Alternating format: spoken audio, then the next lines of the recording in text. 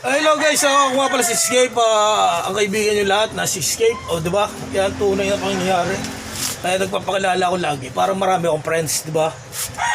Sabi nga ng classmate ko, sabi niya minsan nung college day ko, sabi niya, alam mo Escape, sabi niya, lahat ng ano mo, lahat ng friends ko, kakilala mo. Pero yung lahat ng friends mo, hindi ko kakilala. O diba, yun ang sabi niya sa akin, diba? Sabi ko kasi, kailangan sa tao, approachable ka, di ba?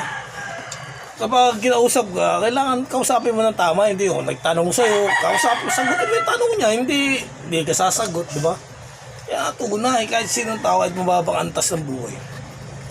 Parehas lang yan, parehas humihinga, parehas kumakain ng kanin, parehas, ba? Depende na lang sa pamumuhay, di ba? O di ba, kung mahirap buhay nila, kung mayaman, di ba? Di asensado, ganun lang yun eh.